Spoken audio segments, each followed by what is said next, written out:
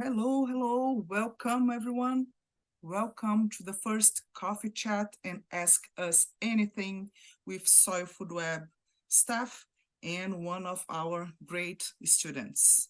So this is Ask Us Anything about our Kickstart Your Soil package. Today is November 9th, 2023. So before we start introducing our staff, it's that magic moment that we expect every single webinar. Type in the chat, where are you joining us from today? So we have staff everywhere on this planet, and we love to see where you guys coming from. I am not going to be able to follow the chat, but our staff, it's there interacting with you. So please, this is a fun moment. Have your cup of coffee and have fun. My name is Dr. Carla, Portugal. I'm a lead scientist and researcher here at the school and also a CTP mentor. Biologist and environmental scientist. It's always fun to be here on these webinars. And Dr. Cobb, do you want to introduce yourself?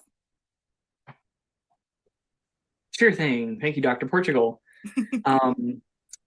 So my name is Adam, and I have been with the school for about 2 years, and you may have seen me on some of the other webinars in our YouTube channel, especially if you are a fungi nerd like I am.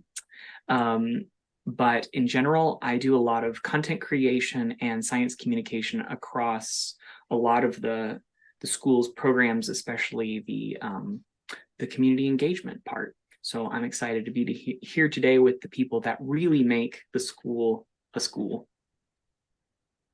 Thank you, Adam. Loida?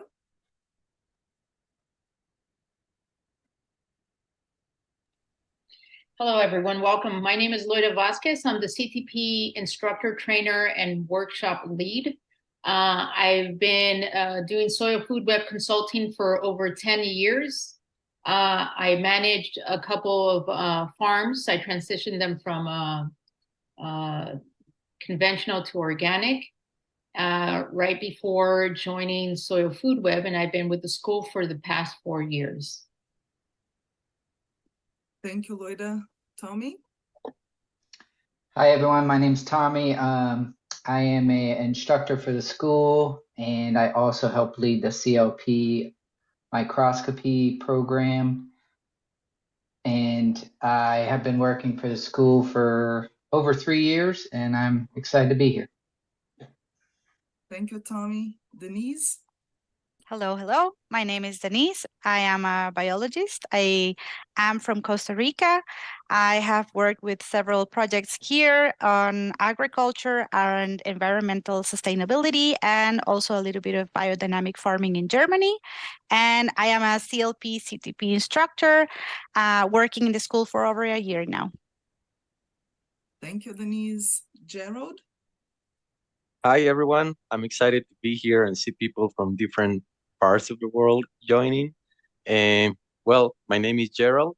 I am from Costa Rica. I am an agronomist, a soil health enthusiast. And yeah, I've been working with the school for the last 3 years almost. I am a CLP and CTP instructor. Thank you, Gerald. And it's my pleasure to introduce our guest speaker today, Andie. Howdy, everyone. I'm Andie. I'm based in Austin, Texas. And yeah, I'm currently a CTP student, but I have had a certified lab practice for about 2 years. So I'm here to talk to you about my journey through Soil Food Web today. Stay tuned. We're going to hear more from Andie. Thank you. Ignacio. Hello, everybody. Welcome. My name is Ignacio. I am also from Costa Rica. I'm a tropical biologist. Right now, I'm living in Germany. So if you decide to join the school and you're going to start the journey of microscopy, maybe we will be able to work together. Or if you ever contact Soil Food Web through email or chat or phone, probably I will be there to answer your questions. Thank you, Ignacio. Thank you, everyone. So today is really a light chat and to present briefly our program and have a lot of time to talk with you guys with your questions. So about Soil Food Web School, our main goal is to empower individuals and organizations to rapidly regenerate the soils in their communities. These align with our goal of helping to eliminate food scarcity and create prosperity, equity, and health for the planet and for all living things. So if this is your call, we are here to support you on your path. Our dream, and I know for sure that we share this dream with you guys as well, is to live in a thriving world. And we know that soil life is the foundation for the terrestrial ecosystems in our society. And our team, yes, we do something great, but not without you. You are the main center of our actions, daily basis, and training and empower people worldwide so you guys can effectively regenerate local soils and landscape.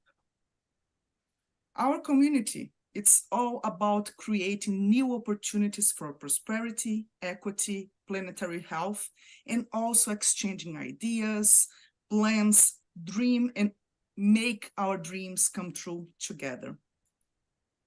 Oh, I'm sorry. Okay. So who founded this school, Soil Food Web School? This school was actually founded by Dr. Lane Ingham, who is a world-renowned scientist and biologist, soil scientist and biologist. And she started the school about 4 years ago. So next slide.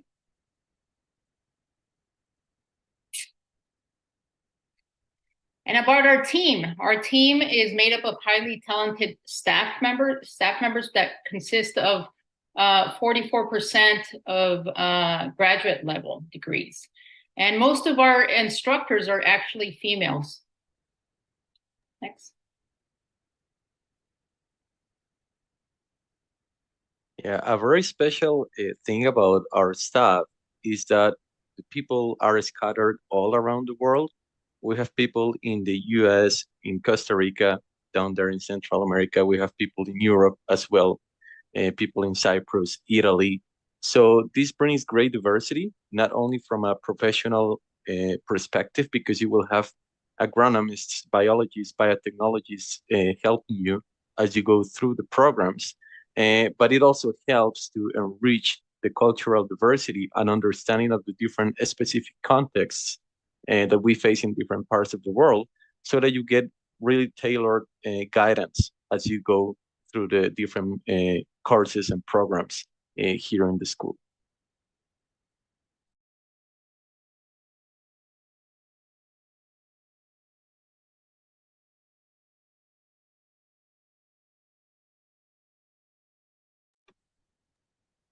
Hey, I'll jump in here to talk about our courses.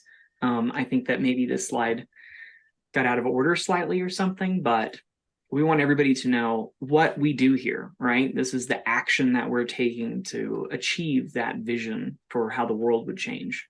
If you come and take our courses, especially I'll talk in more detail about the foundation courses later, you're going to learn everything from the theory of how the soil food web works and how microorganisms and plants can interact, to some of the implementation and practical aspects of that. And these are really designed to give everyone a ramp into a deep knowledge of soil ecosystems so that soil regeneration becomes possible, because we see that the biology and the partnership between the biology in the soil and the plants drives these systems into regeneration. So there's a lot of essential tools, and we'll cover that in more detail as we go along.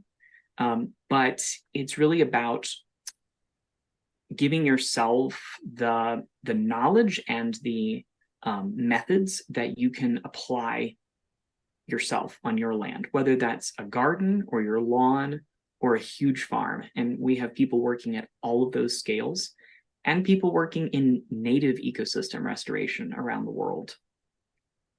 There's also the potential to go into our advanced programs And that's where you get a lot of hands-on training and can really master the process of compost making, applying liquid amendments, and really regenerating dirt into soil. This is what Dr. Elaine always talks about. We turn dirt into soil so that you can rejuvenate any landscape. Yeah, Dr. Lane usually does, well, or always does a great job of explaining all this. So you will first watch the foundation courses where you'll learn about all the principles about regenerative agriculture and how the biological amendments help on that. And then, as Adam said, you have the opportunity of going through the advanced programs, which is where us mentors will help you make compost, use your microscope for assessing your biology and applying all those amendments, including also liquid amendments, so you can effectively transition from dirt to soil.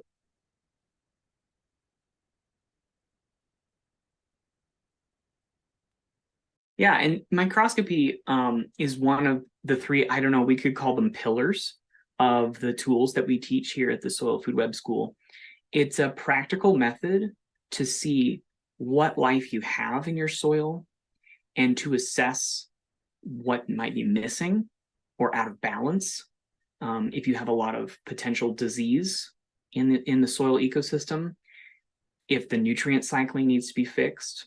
And then the way that we help train people to deliver maybe those missing microorganisms back into their system, or to bump up the population and diversity of what's there, is what we call effective bioamendments, which is a huge part of the learning journey here, is how to make compost that's not just got some nutrients and decomposed organic material in it, but is actually teeming with living organisms, so that we can treat our plants and get them back to where they have that partnership with the important soil food web organisms.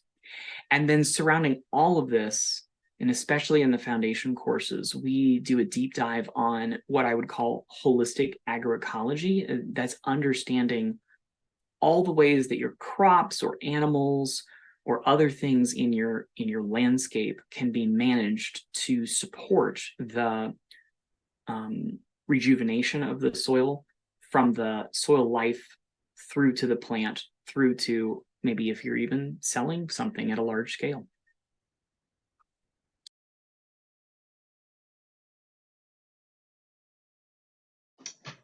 So this map represents where our current students come from.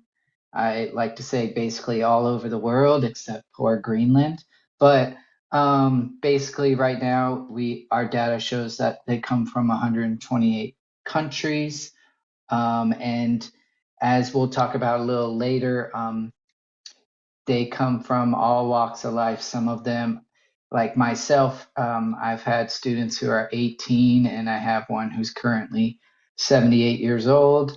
And they also come from different backgrounds. Some have microbiology, biology degrees. And this is the education. This is what this graph is showing you, their backgrounds. And it just also talks about how again, these programs are made in a way that it's approachable for someone like an 18-year-old in high school, or someone who's changing careers, or someone who owns a farm. And all the mentors here, I bet, could say the same thing, as we have a collection of students and they run the gambit, that meaning they come from all walks of life and it always works out. It may look a little different. Some have more microscope skills already than others, but it really works well, like no matter what your starting point is.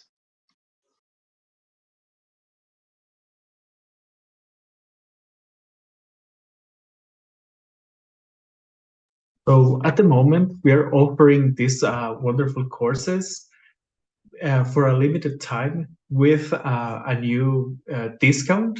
So can we go to the next slide?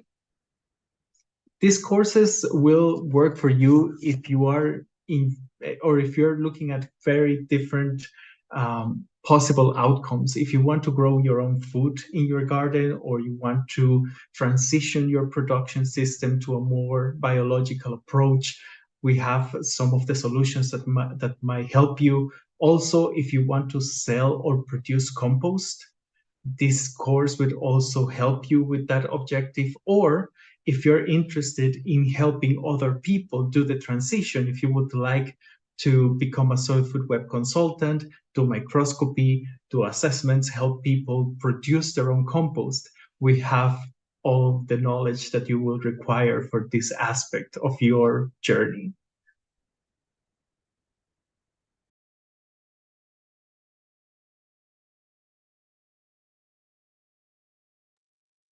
So included in the package, of course, we all start with the foundation courses. This is where, regardless of your background, of your level of education, whether you are just finishing high school or if you are a PhD scientist, this is where we all start.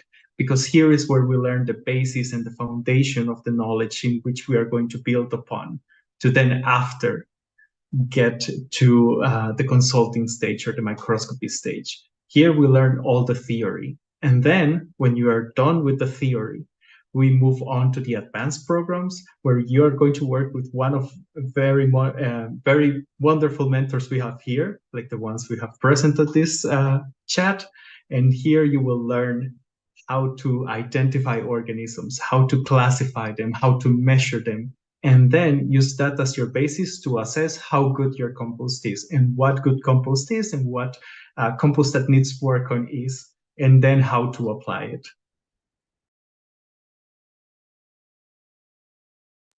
Okay, so as we mentioned, we've designed the foundation of the learning experience to be what we call the foundation courses, and there are 4 of them in our current setup. In fact, out of this 40 hours of lecture from Dr. Elaine, you will go through a journey to learn a lot about the context of soil, some of the physical and chemical parameters, some of the history of agriculture, how we got into the condition that we're in now, where we have created so much dirt on planet Earth from what used to be thriving soil.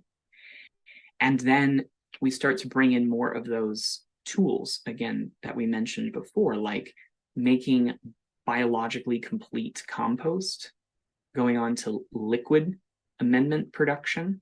And then as part of that journey, you'll get to do a deep dive into the microscopic world and learn some of the key ways that we identify not just what the different organism groups are, but down to a functional level of understanding what they do in soil. And along with that, there's a lot of supplementary materials and support that you receive as a student in the foundation courses. So we have manuals, you can download the lecture slides. There's a list of a lot of the research papers that support Dr. Elaine's conclusions. And, you know, I'll say as someone who came from a traditional academic pathway, that I found a lot in the foundation courses that helped me connect pieces that even 8 years of graduate study did not do for me. So there's a lot to take in here, and yet it's been broken down into a very absorbable format. In addition to that, we have recorded dozens and dozens of foundation course webinars. These will have Q&A directly from the students that have taken the foundation courses before, and also allow us, in this case, one of our very successful consultants, Brian Vag. I'm in a number of those webinars. Dr. Elaine is, other guests from across the community, to do a deep dive into specific topics. Like an example that comes to mind is there's a whole discussion about equipment for large scale compost production that was really fascinating. I learned a lot from watching that FC webinar. And then the last thing what we want to highlight is that there are multiple opportunities to connect with others from the learning community and to ask follow-up questions that Dr. Elaine and the staff can help address with further detail or resources. I know I'm on the forum a lot, and I like to post current research literature that has been pointing in the direction that so many of these ideas that Dr. Elaine developed in the last several decades are now emergent across the entire scientific literature, and more people are coming to discover the amazing capacity of soil life to be part of our agricultural management. Okay, so part of this package is including the stage 1 for free. This is either for the people who is doing the consultant program or the grower program. And these includes 26 hours with your mentor. This is one-on-one meetings that you will have. And part of those meetings are going to be just about the CLP. So that's 8 hours with your mentor, and you can get that certification within the stage 1, which is all about microscopy and getting to do assessments of your soil or your compost or any liquid that you will be doing later on. And the compost practicum, which is amazing because this is where you get all into the practice of learning how to do compost. It's a very exciting time. This is one of the best for mentors and for students. And so that's all part of the stage 1. And if you go to the next slide, you're going to see a little bit of all the different materials and resources you will have available as part of this stage. So this is not all, this is just part of it. As you can see, the stage 1 student pack actually includes a lot of documents within. So we have the recipes, we have the manuals. Within the CLP resources, we have amazing things like the microbe library as well, which is also one of my favorite resources, and so many things for you to be able to have a lot of information. And of course, all of that is things that you're going to be seeing with your mentor. So everything is very extensive and super well guided. Something I would like to add in this part is that we are always trying to improve our resources. So we constantly do research and review our resources to make sure they are up to date and they are constantly being improved. So that's a gigantic advantage. And like we mentioned before, there's a FC forum. So while you're going through the theory and the lectures, there's a forum called the FC forum, but you also have access to the CTP/GTP forum, which this is, again, filled with students, and it's used for all sorts of things. You could enter a question you have, you know, like, hey, has anyone ever used this material in a compost pile?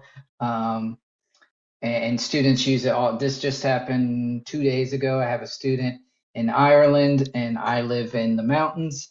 And he was like, hey, can we use seaweed in my compost? And I was like, sure. And we both looked, we used different resources, but we also used the forum to see what other students, their experience using seaweed and the salt content and all this stuff. It's an amazing resource. And it's you know, constantly growing because people are adding things every day.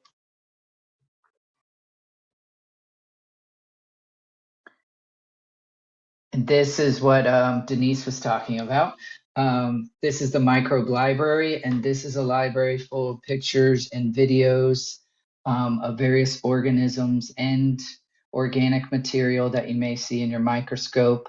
All these pictures and videos are added by staff and students. So there's a pathway. So if you get a great picture and you want it added, that is available to you. Like you can see, there's even some student's name on the fourth picture there. But this is an amazing way because a lot of people start with a certain stage of their compost or their soil, and you may not see all these. So this is like a way to expose you to, hey, this is what a fungal feeder looks like. This is what an Arcella testate amoeba looks like. And it's, again, this is also like the forums, it's constantly being added to. We have a microscopy meeting with Dr. Elaine and all of us, and we are constantly adding pictures and videos, again, from students and staff.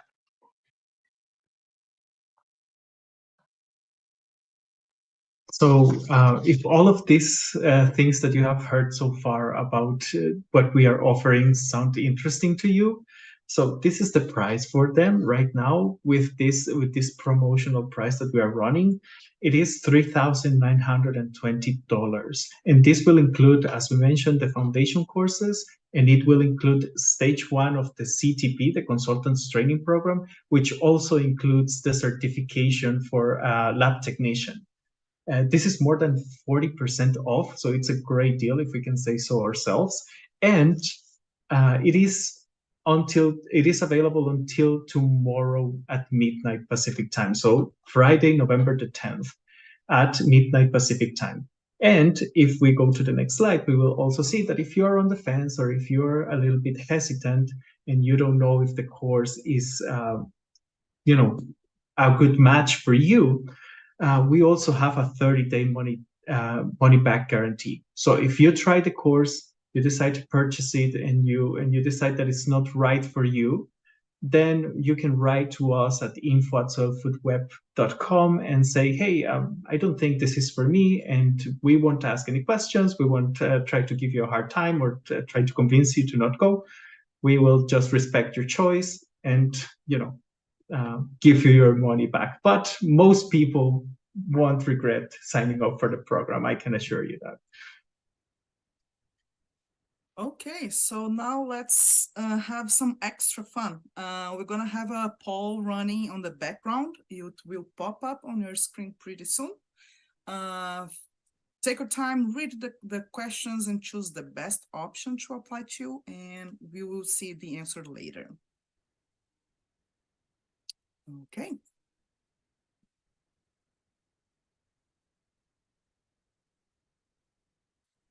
Okay, so let's summarize a little bit of what we explained so far. So on this quick start, your soil package, you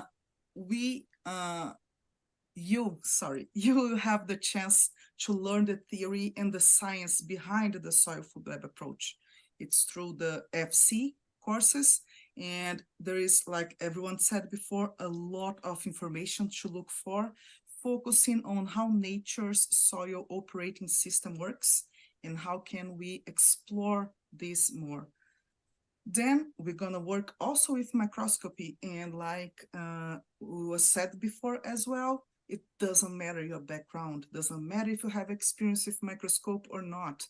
We are here to guide you through this process. It's a learning, building skill that you only need to bring your will, your endurance, because it's a lot of work on your end as well.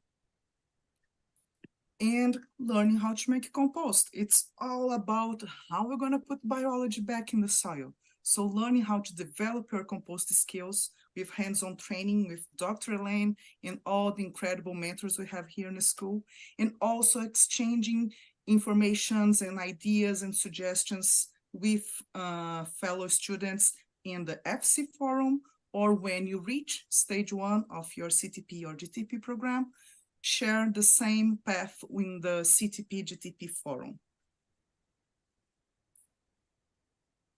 So what career paths can you begin with or change into with the Kickstart Your Soil package? Well, I want to use myself as an example. I used to have another career and I wanted to change careers. So I took this path. However, the difference is that I attended a convention, a university where Dr. Lane Ingham was a professor. And the cost of my education to be able to change career paths was $36,000, not $3,900. So I think this is a great opportunity for people now that Elaine has established her own school. So, you know, the great thing about this new career is that you can make a living and help the planet by doing what you love. I love working with soil. I love teaching students. And I feel very passionate about my new career, even though it cost me a little bit more than this. Next. So here we have the first example of a CTP graduate, Corey Miller. He is a successful regenerative farmer, rancher, and he's done actually, he's had a couple of case studies, which I think we're gonna post here in the chat box, on how he transitioned smoothly from, you know, conventional farming to regenerative agriculture. And he did this by reducing chemical inputs, applying soil biology, which in result improved his yields and produced more nutritious food. Next. And Brian Vogue is also another for our alumni. Probably you guys saw him in many webinars. He's coming from a background in IT, and he's now a very, very recognized consultant. And he's helping farmers and ranchers, market gardeners everywhere across US to transition smoothly to regenerative agriculture. And probably you also heard about Kish and Casey. They are working with large-scale compost through the catalyst bioamendments, and their compost is being shipped everywhere as well. And they're helping farmers in their region to access the beneficial microorganisms that the farmers need to rapidly regenerate their soils. This is showing the path of being a lab tech, and we're lucky enough to have one here with us today, Andie, and she can tell you more specifics, but this is all about how you go through the FC, you take the microscopy course, and it teaches you how you could, if you choose to have clients and assess other people's soils, compost, etc. Andie, would you like to say a few words about your experience, please? Sure. Yeah, so just to kind of paint a picture of my experience through the soil food web, which is just one of the many experiences that we're trying to represent today. I was looking for a graduate program back in like 2018 to just go more into soil health as a career. I had been working in plant science, so kind of an adjacent field, but ever since taking a course in college on soil biology, I was really interested in this work, but having a hard time figuring out a career path to pair with it. So as I was searching for a graduate program, I came across the soil food web courses and enrolled because it, as Loida mentioned, it was a much lower investment than going back to a formal academic setting. And it was a better fit for me because I knew that I wasn't looking to have a career in research necessarily. I really was motivated by what I would call applied science. I wanted to be taking what researchers know, what things like Dr. Elaine Ingham and the other doctorates I'm sure here today have helped discover in the lab and in the field, and take that knowledge and start applying it on farms and ecological restoration sites in different contexts. So I joined in around 2018 timeframe into the foundation courses. And then when I finished that, I moved on into the CLT program. So that's the Certified Lab Technician program. And I worked under Loida. Loida was my mentor through microscopy and composting as well. So I'm currently enrolled as a CTP student, now working with Gerald, who is also with us today, as I prove out my skills. So This is definitely the practicum side of the courses. So I'm no longer behind the computer very much learning about this. I'm very much in the field, and you can see that depicted in these images here. So I am doing a lot of soil sampling for my business, Rhizos LLC, which I opened in just 2 years ago around this time of year.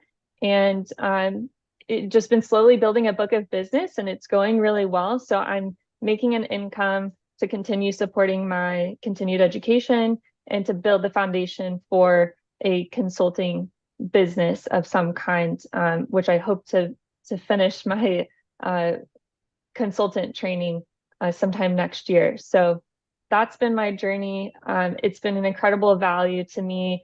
And even if I decided to go into employment and to step away from the entrepreneurial path, I know that this experience and education would serve me. It's a very recognized program at this time, and anywhere I go, people are pretty aware now. It's going mainstream, y'all, to know about soil food web and to know about soil health. So there's definitely a demand for this knowledge and the skills that I've acquired through the soil food web.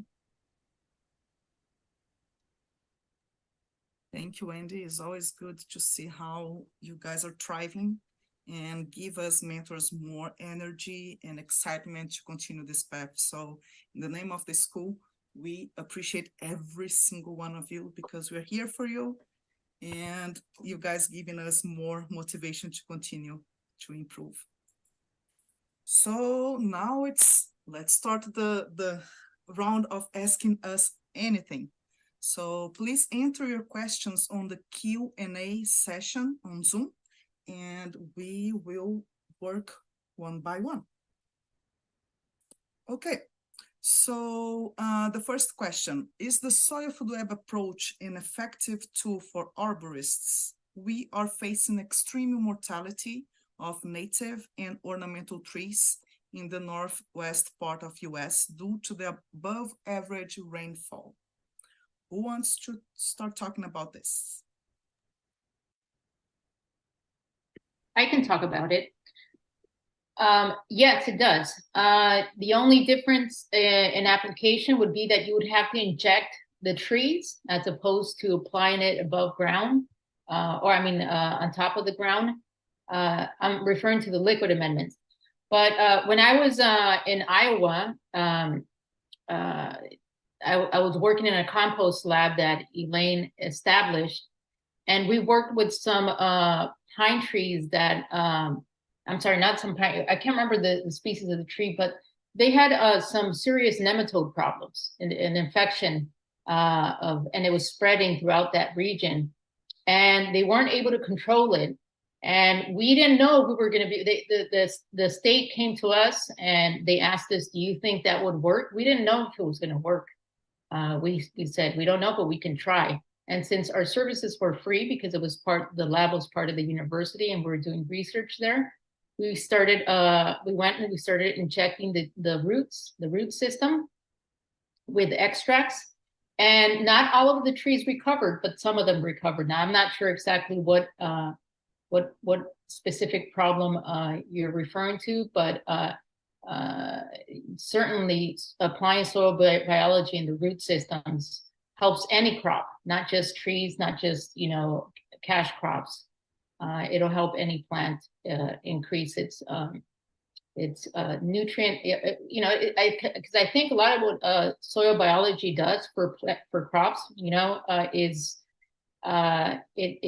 it fortifies them. It makes them stronger. It gives them a chance to fight off whatever pest and disease they're confronting. Yeah, and also about the soil structure, right? If you increase the soil structure, you're going to increase the percolation and you're going to maintain a nice drainage system, which also helps the overall case. Anyone else wants to chime in?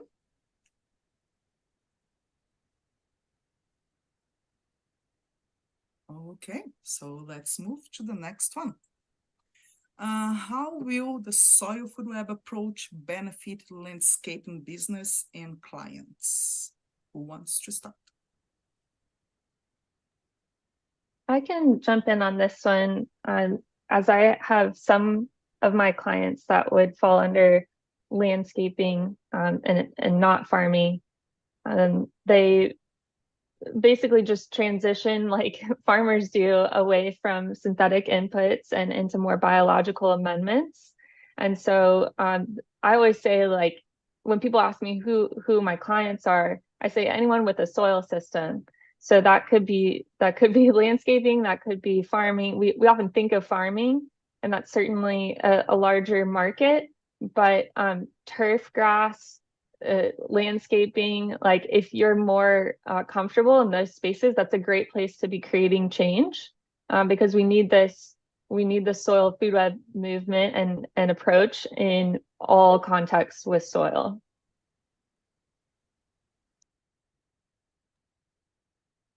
Yeah, I'd just like to add that this has been my main area to try to get the biology working in a lawn and yard. And there's a lot of things that can be improved about the biodiversity of that landscape and how the plants are brought in as well. But in a lot of, especially home situations in the US, the soil was brought in at the last minute. There was no focus on soil life. There was a great deal of disturbance and even compaction in the construction process. And then we want to grow these monoculture lawns in many cases. And so people are constantly basically fighting the natural process. And then we go and look at forest or a prairie and we say, wait, nobody has to micromanage all of these relationships. The plants are thriving, the microorganisms are thriving, and there's not a huge boom bust of like disease or something else going on in this landscape. So those lessons can be brought in to the residential or commercial landscaping businesses. It means there's a number of practices that probably have to be reduced or eliminated. And it means that there's a number of new practices, with the cornerstone being that we still have to amend the biological component of the system, often to kickstart the recovery of those relationships between plants and microorganisms. But I can say it's doing wonders where I am. Yeah, indeed. It's just like basically where you have soil or dirt, you can apply soil food web. So just go explore the path that speaks loud to you. And we have many students working with ecological restoration. So literally there is no limit. It's just like, where is your passion leading you to? Okay, so in the course, the typical time necessary to make Biocomplete Compost read seems to be 28 days. Do we get high fungi bacteria ratio, let's say about 1:1 in 28 days? Or is it more about 4 to 6 months, which I heard in a Soil Food Web webinar? Ian, thank you for the question, Ian. Who wants to jump in?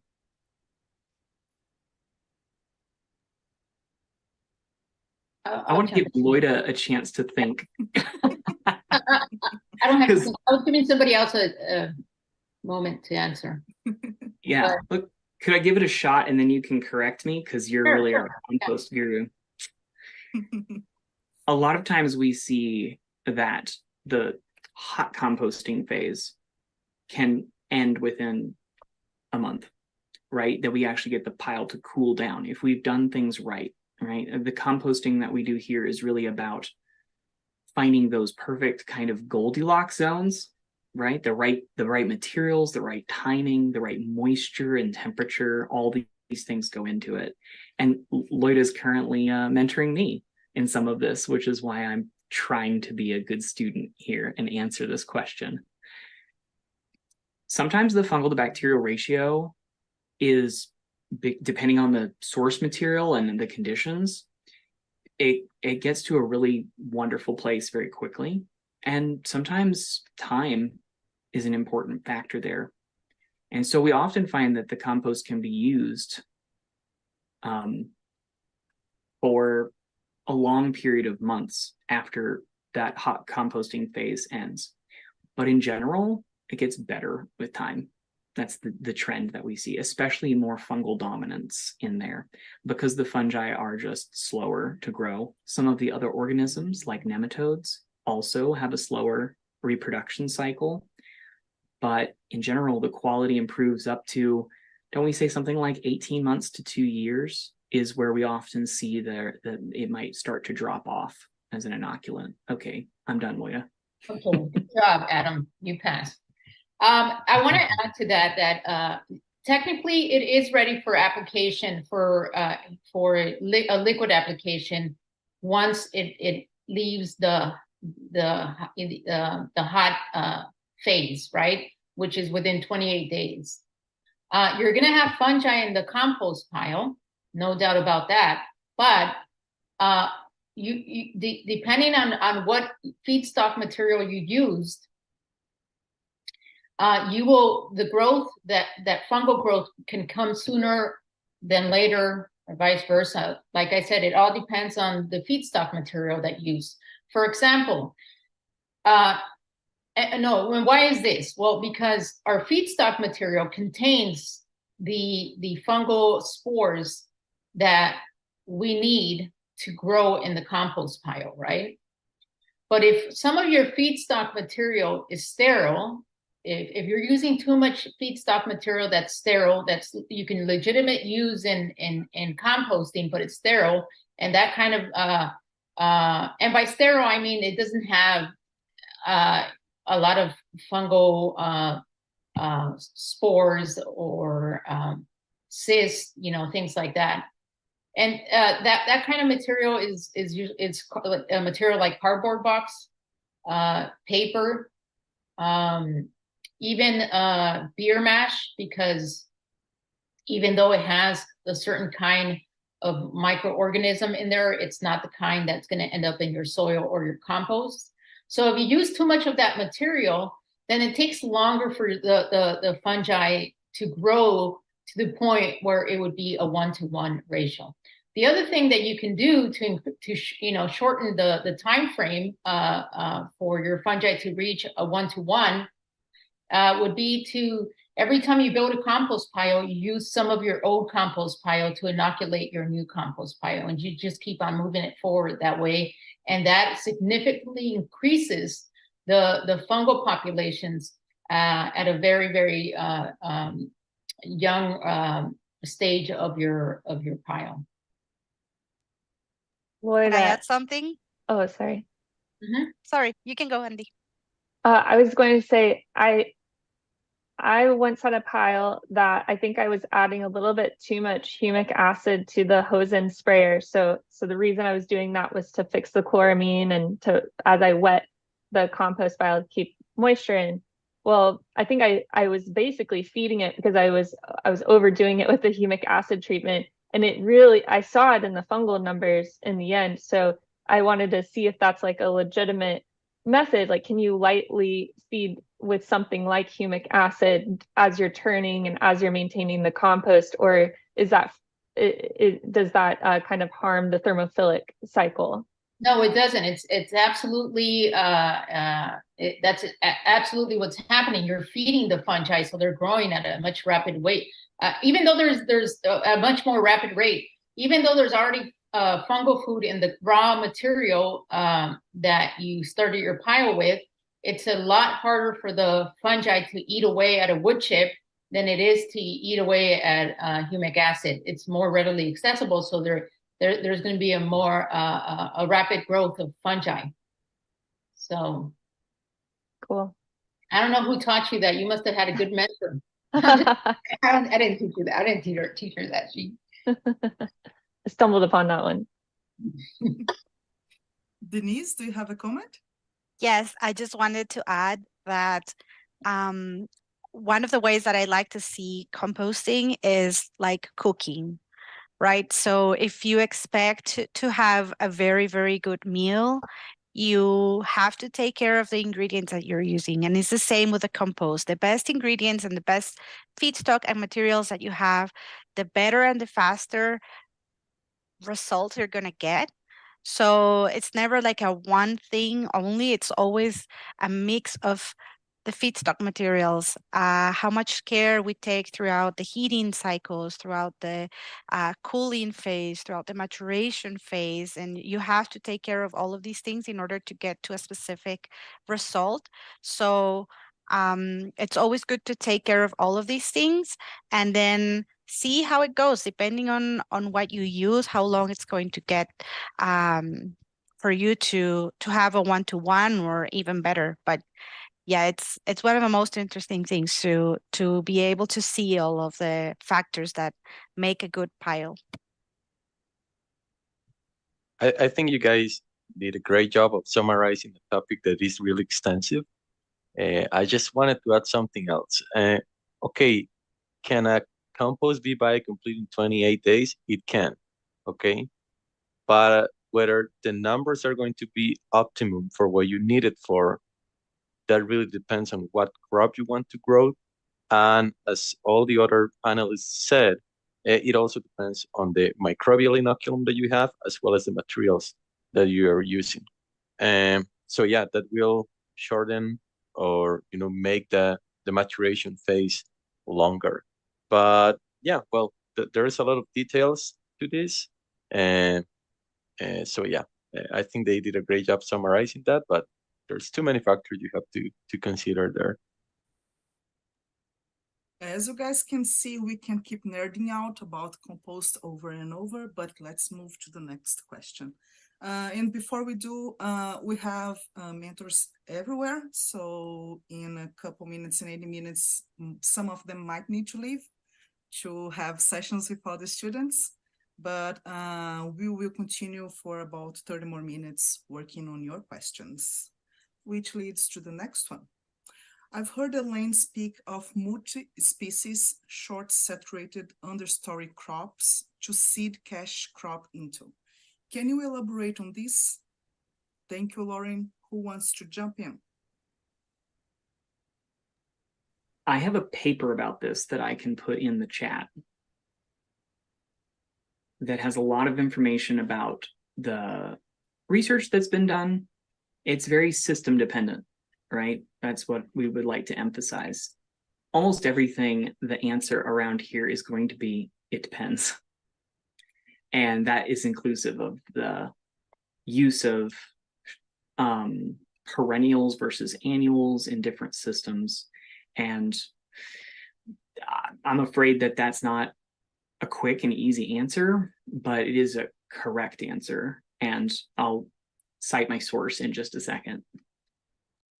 Yeah, it's about to go back to the main question. What's your goal? What do you want to achieve on that specific area?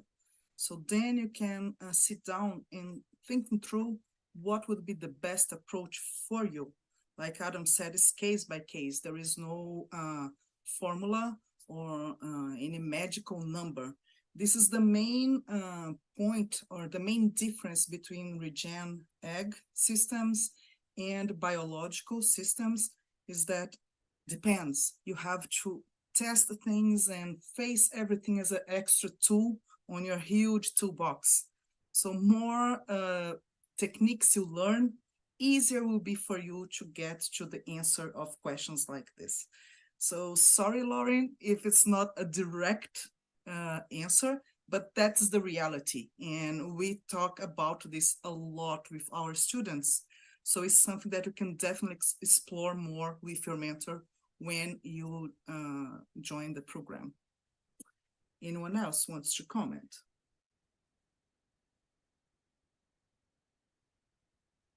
Okay, so I'm gonna jump for the next one. How are different soil types and climate differences addressed in the training? Thank you, Shirley. Well, I could say those are specifically addressed when you get to the stage 3 of the program and you have your tailored guidance from your mentor. We usually do like baseline assessments, both on biology, and chemical properties, sometimes on physical properties as well. So that way your mentor will let you know, according to the mineral composition of your soil, according to the physical composition and the soil food web presence, what is the path that you need to follow to make that treatment successful. I also think we encourage a lot students to try as many different types of soils and samples when they are going through the program. For example, when they're doing the CLP, so that they can see how different soils are, how they look like under the microscope, how compost looks like, how vermicompost looks like, how soil from different areas around where you live.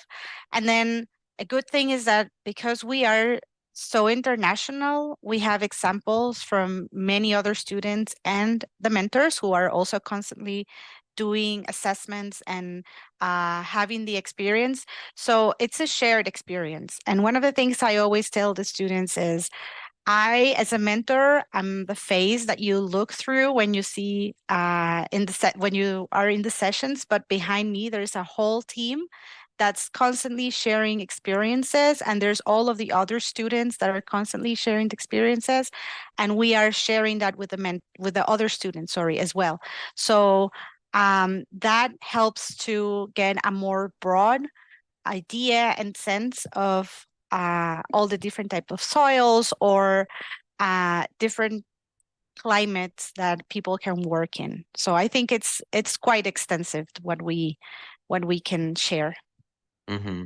And just to give you a quick idea, I have 2 students working with corn for their final project, one in Guatemala, the other one in Colombia. And the type of amendments, the rates, and even the frequency, it's very different because their soils are very different in composition and in, their inner properties. So yeah, that's something that the mentor will help you address when you get to that part of the program. Beautiful. You guys summarized that perfectly. So let's move to the next question. I work with a very smart engineer who's been doing organic farming for years, has a master's in agriculture, and in his experience, compost doesn't really work and has no clue about fungal-bacterial ratio, and never thought of using an ecological succession to optimize crops. So soil food web method sounds foreign, sorry, my accent, it's terrible, and impractical. A lot of disbelief. How to approach this? Thank you, Alexander. I can answer this since I worked in agriculture for many years. And yes, there is a lot of skepticism.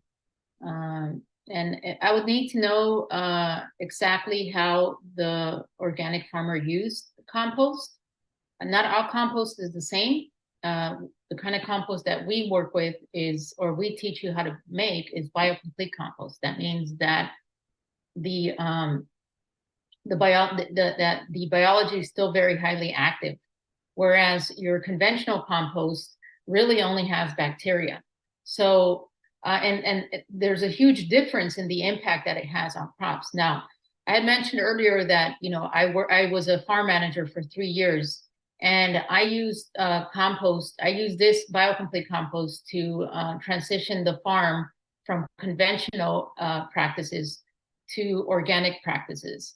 And when I first started working with that farm, all the agronomists were really skeptical. And my approach in dealing with them is not to argue with them, just to show them.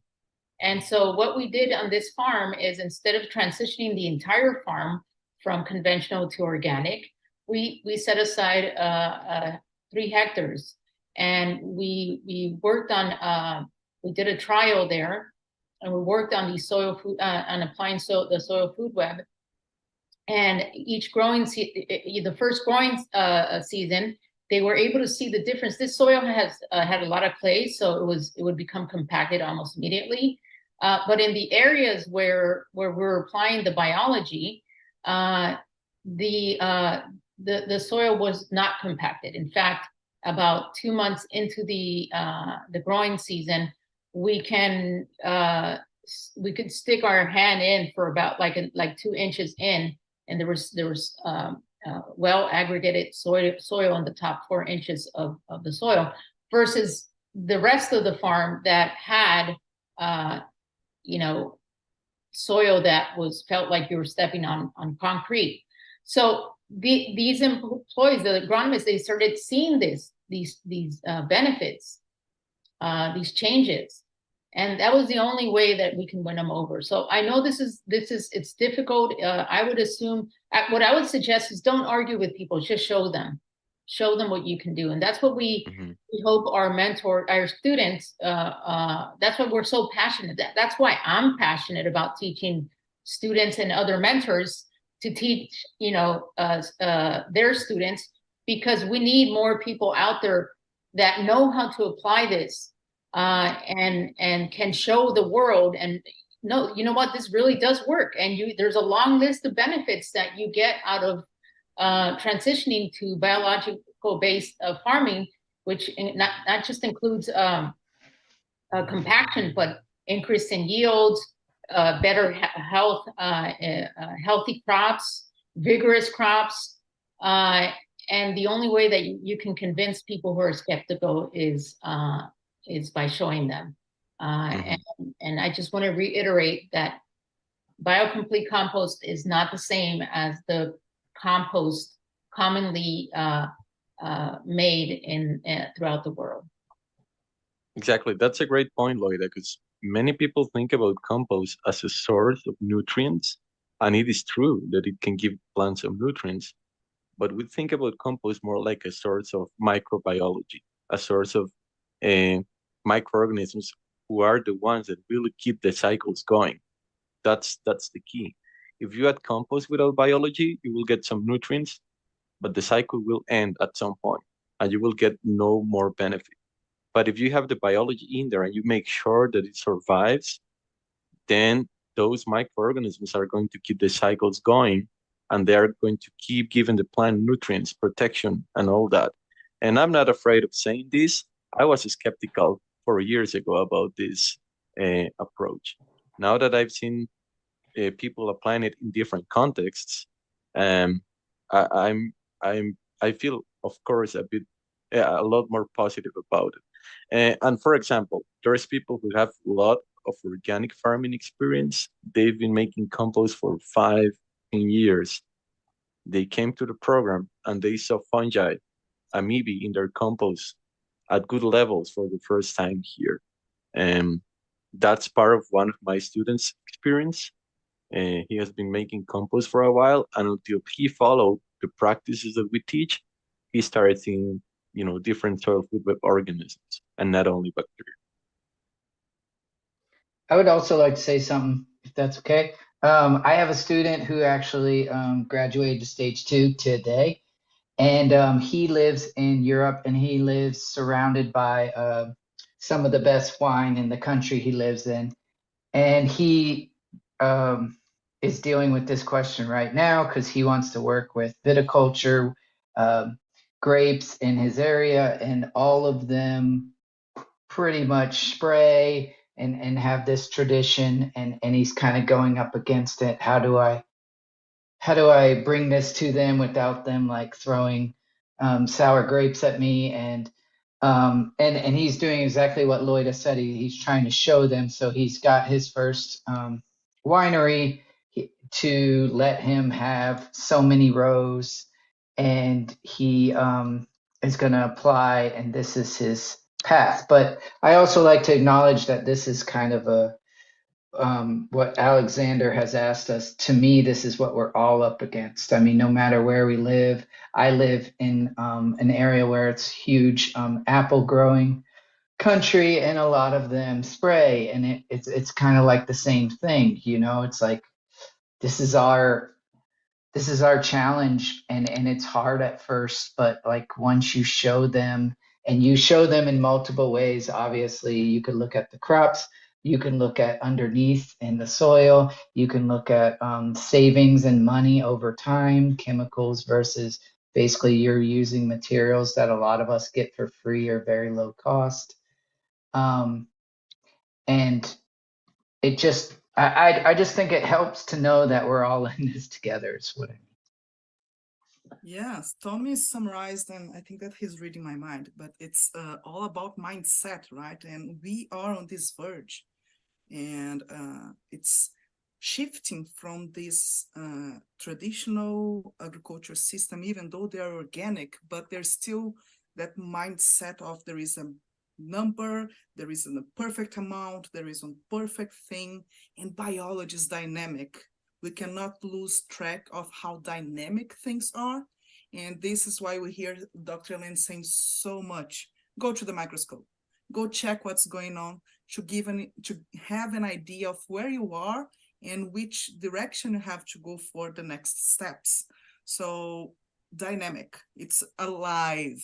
Biology means alive. So let's not forget this. And let's Carla, could I? Yeah, please. I don't want to add needlessly, but I think it's important for people to get the lay of the land as to where the skepticism comes from. As a product of the land-grant university system in the US, I see a lot of these agricultural colleges that have just double, triple, quadruple down bets on the green revolution.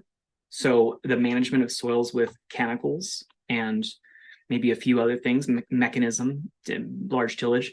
And so we commonly do get this like, well, does this scale? That might be nice for a garden. But on our YouTube channel, people can see, especially Adam York's farms.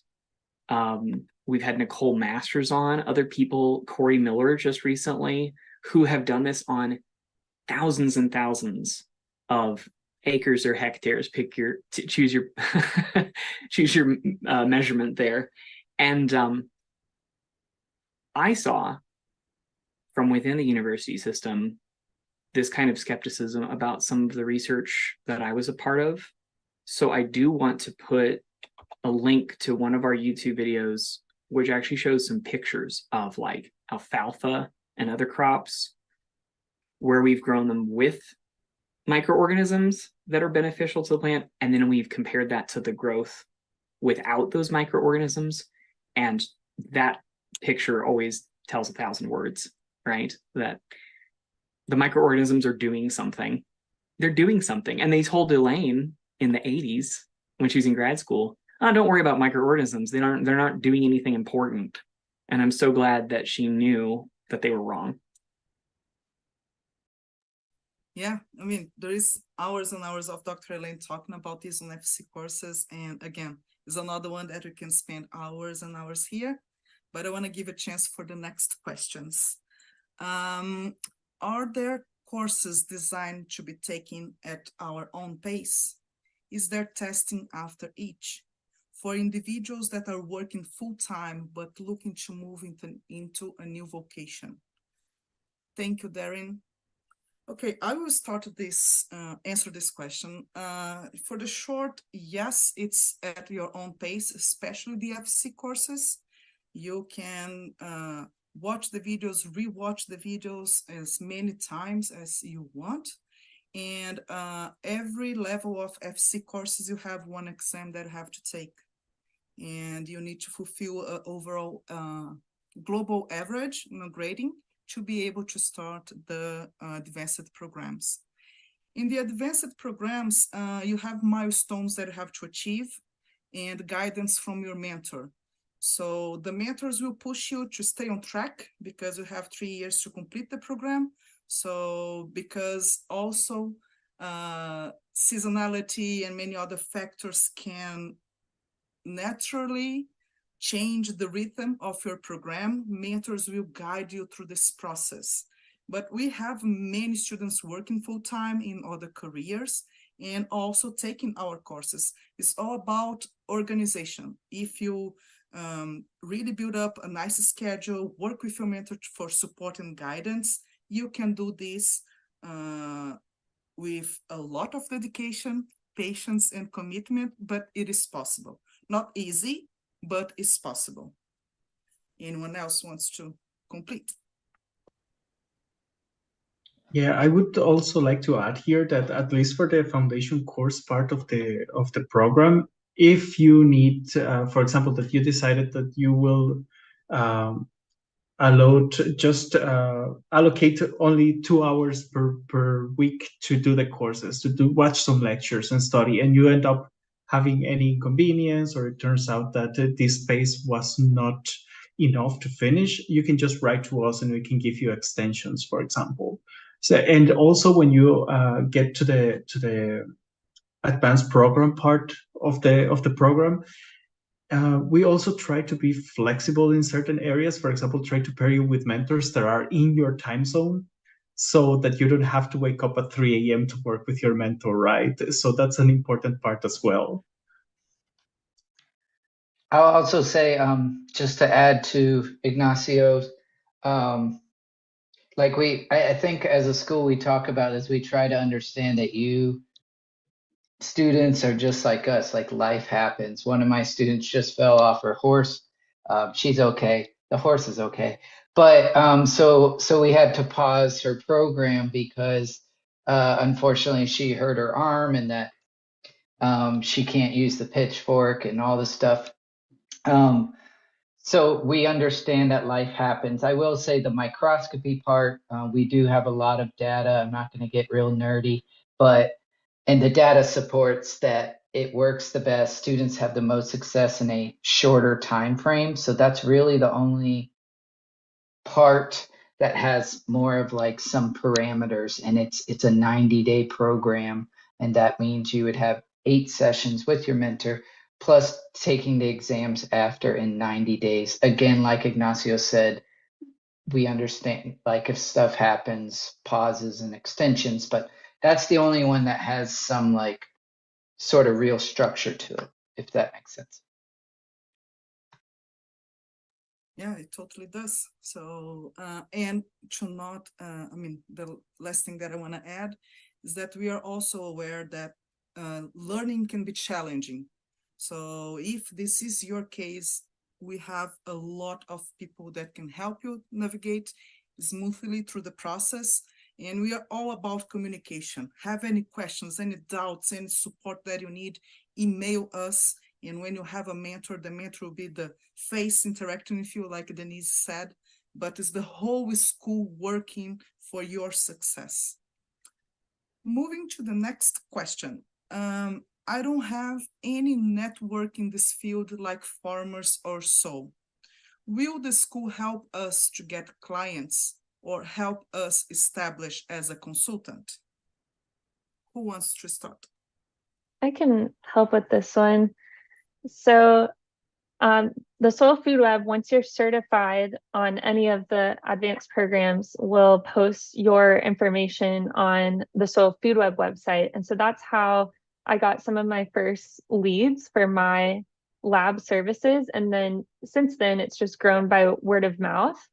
I do put in a lot of effort going to conferences and networking and meeting people. So I would advise anyone, especially if you're not already in a network like that, just start looking for even just small get-togethers in your area with local farmers, and then maybe go to like one larger regional conference a year, and you'll very quickly get to know people and start building connections and potentially being asked to come speak, because like we've mentioned, this information's needed. So that's been my experience, is I was just going to meet people and gain perspective from farmers and what they're experiencing. And next thing I knew, I've been asked to come speak and present at different field days or conferences, and that's really helped my business grow.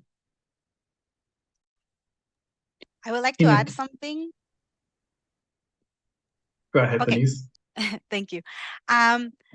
One of the things that's great about the advanced programs is that we usually encourage students that from the beginning of stage 1, when they're going to start sourcing for feedstock, for starting their composting journey, to go out and visit farms, meet people, start just going around your area and see who would be interested in working with this, who can give you feedstock if you need to for starting your piles. And just this is going to already give you an opportunity to see how things around your area are and to meet people who might be interested in these. I have plenty of students who work with their local governments as well. So they will go and propose different projects for their local governments related with that. Local schools as well. So schools or universities are also interested in this kind of projects for education purposes as well. So there's plenty of options. And it depends a lot, as Andie was saying, on how active you decide to be as well. So sitting on your computer and hoping that it will come to you is not so realistic. But the good thing is that you'll have the chance to go out and meet people and say, hey, I'm working on this, and just get them interested in that.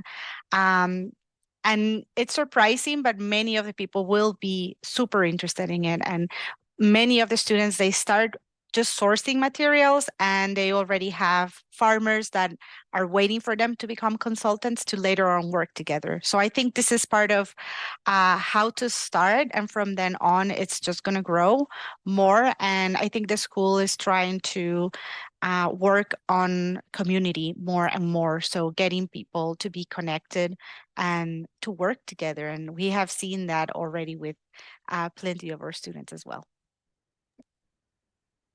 Yeah, additionally to that, sorry. Go ahead, Ignacio. Sorry. So additionally to that, especially when you finish the Certified Lab Tech program, which is part of stage 1 of the CTP, we also provide you with a document that's called the Launch Your Lab Guide. And in this document, of course, we cannot make it global because every country has different, different quirks that we have to respect, but it will give you a general idea of what it is to set up a lab, which areas do we have to pay special attention, for example, that we need to remember that we have to register. And so this kind of advice also helps a lot, because if this is the first time that you decide to start your own business, sometimes that can be overwhelming. So having at least a little bit of guidance can go a long way. So that's also important to mention, at least in my opinion. Yeah, allied to all the great advices here, one thing that I encourage my students to do so as well, and you can do this now, is go to our website and look for lab techs and consultants, and you're going to find their contact. Chime in, ask them. They will gladly interact with you and give you some of suggestions of what worked for them. And don't be shy, like use everything that you have in your power that you feel comfortable to start with. And like Andie brilliantly said, the word will spread. So it's a lot of different techniques that you can use. Okay, moving to the next question. How do I know one plant is actually inoculated with mycorrhizal fungi? Ian, Adam, do you want to jump in? Oh, thank you. There are some pretty easy methods out there. I'm going to look for a paper on one that uses ink and vinegar, but it is necessary to take a sample of the roots of the plant and stain the mycorrhizal fungi. There's procedures for that. And then on the microscope, you can clearly see, it's just to make it more contrasting. And listen, I've spent hundreds of hours of my life looking at mycorrhizal fungi and roots on a microscope, and it's pretty laborious if you want to quantify it for like a science paper, but you can get a pretty quick view of whether or not the plant is in relationship with mycorrhizal fungi. Now, there are different types of mycorrhizal fungi out there. I'm talking about the most common one in agriculture, which is arbuscular mycorrhizal fungi. And they'll appear as small filaments attached to your roots.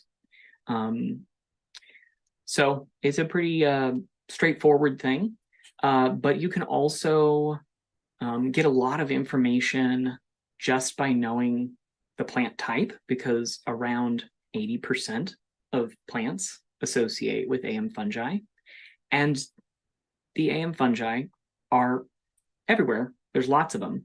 The reason to potentially increase the population on your land is maybe to find more diversity from a local site, and to increase the abundance or population of spores, because the plant needs to interact with the mycorrhizal fungi in order to form this relationship.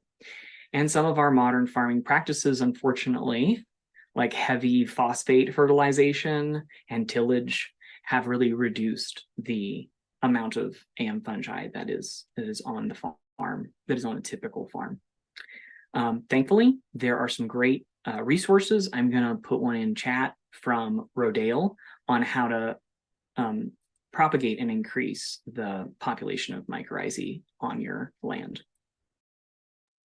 And we also have webinars on this realm. So contact our team if you want a specific link, but you can also look on our YouTube channel, and you're going to find specific webinars about mycorrhizal fungi and about everything that we're talking here so far. So I think we have time for one more question. What about E. coli? Are most of the compost you make made without manure? Anonymous. So I would reread this question as if they're worried about E. coli in compost made without manure. So who wants to start with, and how are you seeing this question? Anyone wants to jump in? Okay, so I will start. We do teach how to make compost with manures as well. We use different types of high-end materials. The idea is to put a recipe together so that you get the soil food web communities that you need, and at the same time you generate temperatures and heat that kill those pathogenic organisms. So basically, that's part of what you learn during stage 1, how to put together a recipe that gives you the beneficial microorganisms and the heating cycles at the same time for dealing with those pathogens like E. coli. But yeah, we make compost with both manure and non-manure materials, different types of feedstuff. Andie, did you want to chime in? Hi, yes. Yeah, I was just going to mention that E. coli could be on any number of feedstocks, like any kind of green material that is left to kind of decompose in a pile somewhere or whatever. So yeah, the soil food web approach to thermophilic composting definitely accounts for this. They take it very seriously to make sure that you're not ending up with a final product that has pathogens in it. So it really comes down to temperature management, as well as making sure that the pile is well aerated so that we're allowing beneficial organisms to repopulate after those thermophilic temps. That is a wonderful point, and it's one of those mindset shifts that we have to think through. With pathogens for crops, people, animals, we often have a kill it, kill it, kill it mentality, right? And so there's a lot of the regulations out there built into that, but even commercial compost producers with USDA certification, they can test at a certain threshold of things like E. coli typically. But our compost system is more about creating the conditions for ongoing disease suppression. So there's something that can consume and compete with and inhibit organisms that could cause problems for humans, for plants, for animals. And our system is so chock full of life, if we do the composting properly, that it resists the spread of pathogens. In fact, some people ask us specifically about certain pathogens that are big problems in crops in chemical agriculture systems. And it's like, well, did you know that the spores of that organism can fly in on the wind and land on your farm, you're never going to sterilize your farm and be certain that there's no pathogens there. In fact, it's safer to trust to the wisdom of the natural world. And these plants, together with their partner organisms, wouldn't be here today had they not learned how to resist diseases. And so we can get those cycles going again and actually have an agricultural system that is more free of pests and diseases than the systems that take so much chemical micromanagement, right? I know some farmers that went regenerative because they got sick of waking up every day and worrying about what they had to kill on their farm to keep it going and to make a profit. Yeah, it's all about management as well, right? So thank you, everyone. We had more questions to come, but as you saw in the chat, we're gonna make this webinar available later, including the slide decks, which you can go and check frequent asked questions. So there is a lot of more information that we can share with you guys, but our time is getting to an end, unfortunately. It's incredible how fast it goes. So you're also gonna have link to some case studies where you can peruse and extract more information. And we ask you to go and check these case studies and try to connect with what do you want? Is this the path that I want? I want to follow Todd Harrington's path, or Reynolds Flores speaks more with me, or Jen's farm is my dream place, or Roberto gives me a lot of information. So please explore case studies that we have on our website. These 4 of them is just the beginning, and have fun. Above all, have fun and contact us with more questions. Extra information, each case study description is hyperlinked. So we're gonna get you directly to the link to the videos. However, again, if you have any problem, email info@soilfoodweb.com. That probably Ignacio will help you on this, and all other amazing staff that we have them running the background for us in these webinars. So thank you, guys. You guys are making our life much easier here in front of the camera. We really, really appreciate each one of you. Okay. What's next? So you can buy your program directly from our website or contact our team via support, also in our website. Doesn't matter the place you are in this planet, you're always gonna have someone answering your emails as fast as possible. Like we had folks saying beforehand, we're gonna match the best that we can for the need that you have. Said that, folks, last message of the day for each one of you.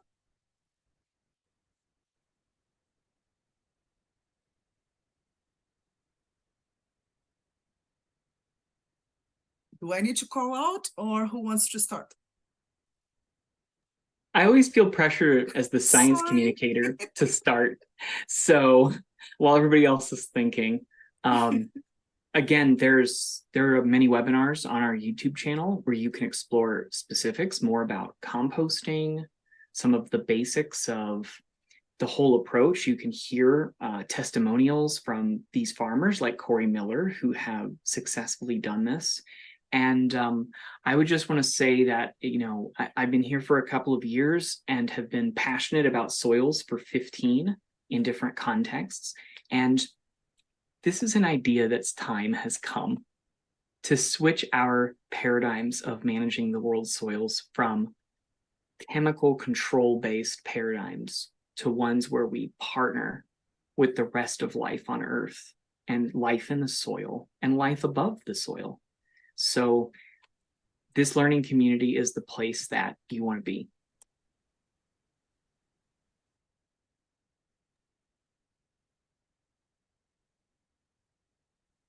Okay, so as Well, a fellow, yeah, go ahead, I Gerald, want go I ahead. wanted to tell you that I feel really motivated about improving soil health. Is something that I'm really passionate about. So seeing different people here from all parts of the world getting interested on what we teach about, and trying to follow this approach really encourages me to keep giving my best as a mentor and as an agronomist to keep moving towards more regenerative practices. So thank you all for attending. It was a great opportunity for me to be here. Gracias.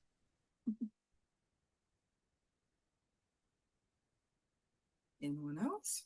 I'm not gonna call. I don't want to throw you under the bus. Sorry, it's not the focus today. I can go. So, well, first of all, I want to thank the team for the opportunity to be here and share a little bit about my experience as a mentor, an instructor, but also with all the amazing students, because all the students are what make this school really, really amazing, getting to meet people from all over the world and learn a lot, not only from Dr. Elaine, but also from all of the other team members. So I hope this was really helpful and motivating for the people who joined today, and hopefully see you guys soon in the school. Yeah, I want a special shout out to Andie to really open your space in your busy schedule to be here with us. It's extra fun in webinars when we have students coming and, like I said, energizing us. So thank you so much, Andie. And anyone else? My pleasure. Thank you. I would just say, go make some soil. That's it. I'm so glad to be your mentor, Andie. You're awesome. Same. Okay, folks. So once more, thank you for being here with us. You can reach us in social media and our website, via email, any channel that's easier for you. And said that, thank you everyone that made this webinar possible. And see you guys in the next coffee chat. Have a great weekend. See you soon. Don't forget to click that like button, subscribe to our channel, and ring the notification bell to stay updated with all our new videos.